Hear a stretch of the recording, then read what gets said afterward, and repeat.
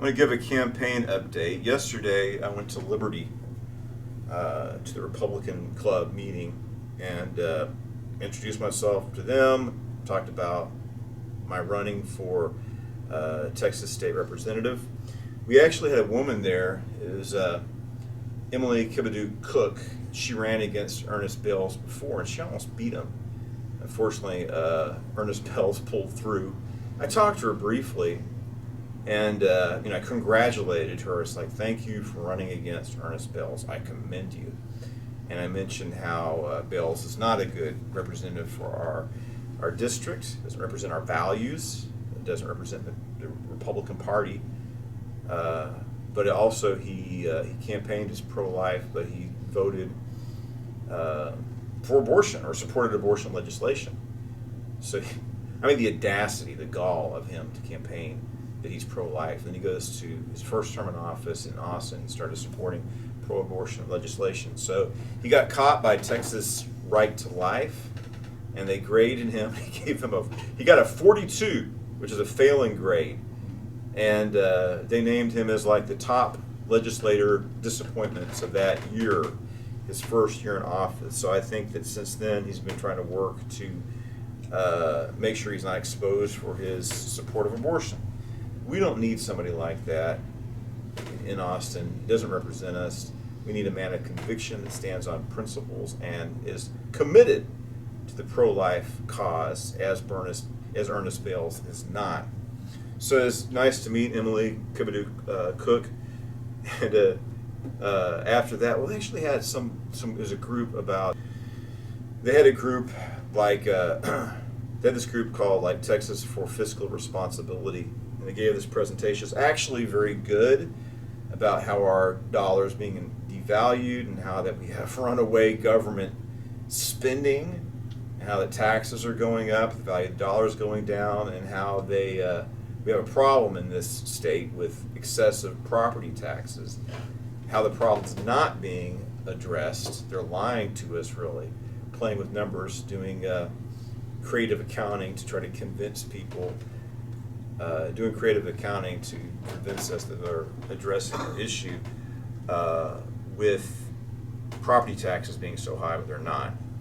It's not been addressed yet, and it's a problem. Property taxes are too high, and it's unfortunate this issue is not being tackled the way it needs to be. It needs to be brought down to reasonable rates. So it's a good meeting, and I stood up because in the beginning of the meeting, they censored Dade Phelan, the Speaker of the House of the Texas Legislature, who is currently they're impeaching Ken Paxton now, which is a travesty. It's a travesty that they're doing this. So he's censored. We voted to censor him.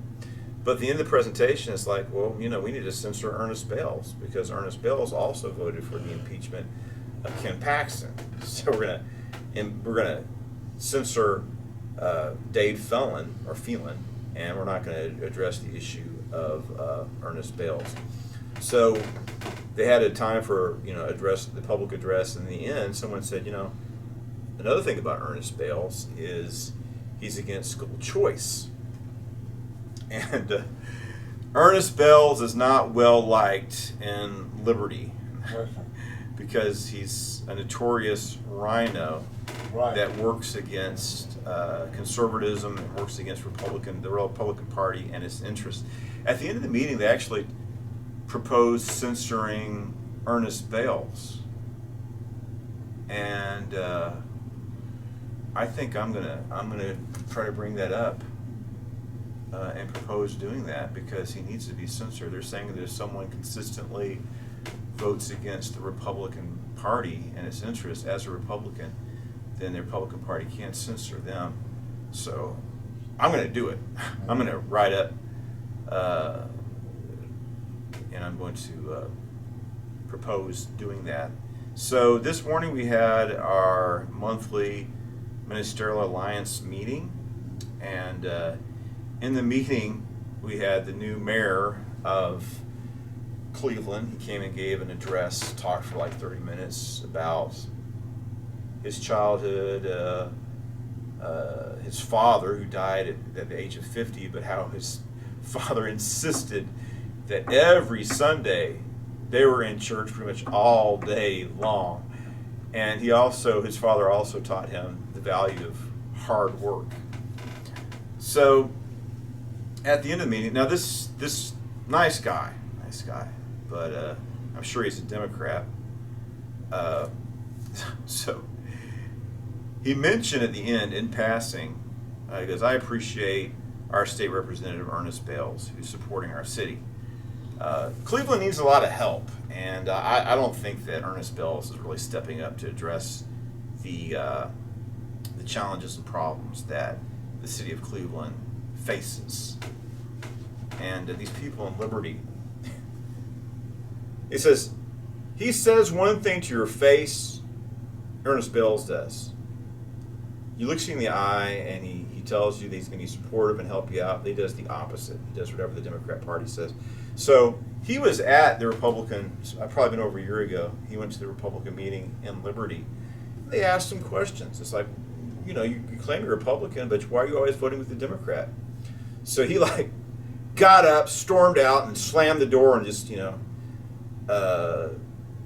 drove off, screeching the tires, and fled in a rage because just asking questions is like, okay, you put on your signs you're a conservative Republican, but when you go to Austin, you vote with the liberal Democrats. Why is that? So this mayor, look, he had a nice story of his, growing up in Cleveland, and it's the value of hard work. And I probably don't agree with this man's politics, but I don't know if when you're administering a small town, it's probably important, conservative versus liberalism. Liberal policies are destructive. Just look at San Francisco. Look at all these big cities. You have monolithic Democrat control, and they're filthy, disease-ridden, covered with human feces and drug, heroin needles and drug paraphernalia and shanty towns. So we need people to have conservative values to lead, and because the left, their policies are destructive. So this man, he's probably a Democrat. I'm not demeaning him. He seemed friendly. I liked his life story. I'm not trying to attack his character at all. But as a Democrat, he spoke highly of Ernest Bales, and he also spoke highly of the guy's Robert. I thought he said Robin Nichols, but it's Robert Nichols. We are in Senate District 3. So Ernest Bales is what? Well, he's supported abortion his first term in office. He supports the Democrat Party in Austin, makes sure that they have their committee chairmanships, leading committees. He supports this hub of human drug and sex trafficking called Toronto's Houston. He's against school choice. That was an issue that was brought up, which means you can use any parent can send with school choice. Any parent can send their kids at no extra cost, no fines or penalties or additional fees. Any parent could choose to send their child to a Christian or private school if they so chose, or use the funds for homeschooling. So school choice is very beneficial. It doesn't help the teachers union, or this educational establishment, but for the quality of education for our young people, it's a win-win. But of course, the Democrats, they want our children in these state schools being indoctrinated in leftism. We have to tackle that issue. It's a serious issue where you have CRT, even here in Texas. I've seen it working in education, where the curriculum is left-wing. It's politicized. Our educational system is politicized. We need to get it back to the basics and get all the politics out of, and all the political indoctrination out of our school curriculums. So, if the left-wing Texas Tribune is singing your praises, then Jesus said, blessed are you, and men revile you and persecute you and say all manner of evil against you falsely for my sake. So when the world or the left-wing establishment is praising you, like the liberals love Ernest Bales. They also love, this is bad, Robert Nichols. Really bad. So this is so sad. As Texas Republican senators march in lockstep, Robert Nichols is willing to break away. Never. Whether it's supporting a rape exception for abortion or opposing school choice, Nichols has gone his own way on certain GOP priorities. Let me read that again. Whether it's supporting a rape exception for abortion or opposing school choice, Nichols has gone his own way on certain GOP priorities. So that means he's a rhino. Of course, Yes. Texas Tribune, the left-wing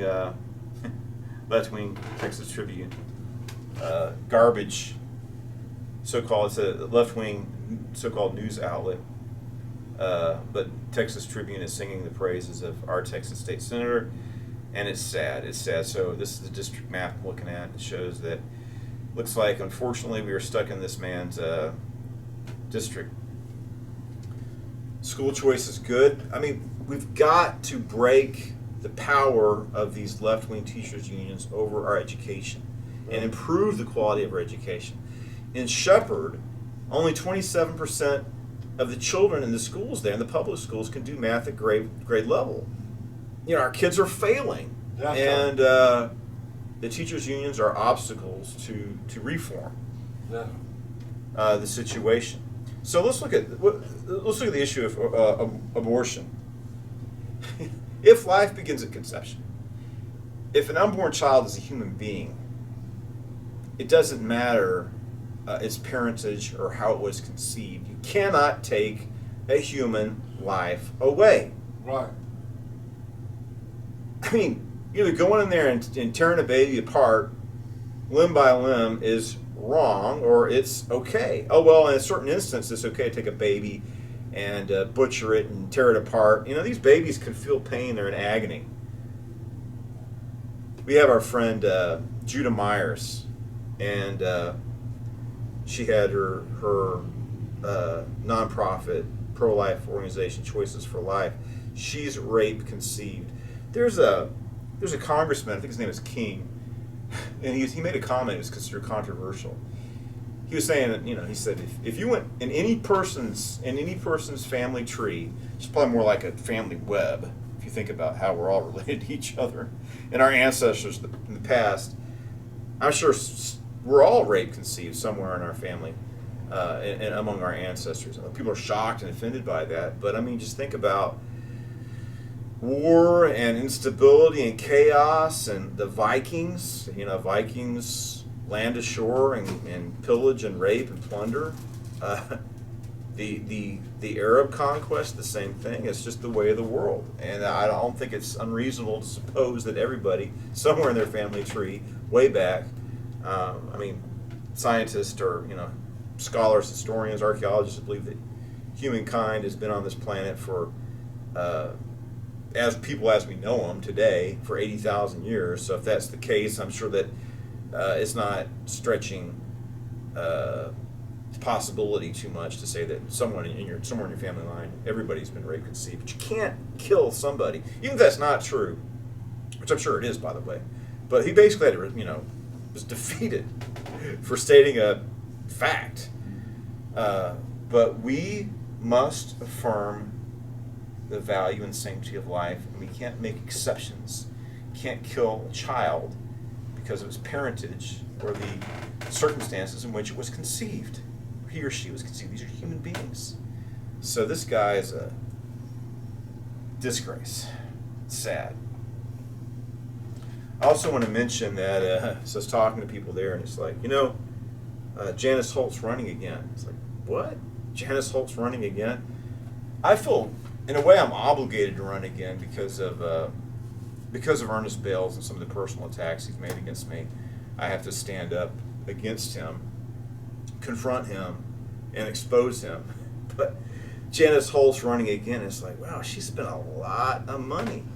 I thought she did a good job campaigning, and she was several thousand votes behind Ernest Bales. It wasn't even close.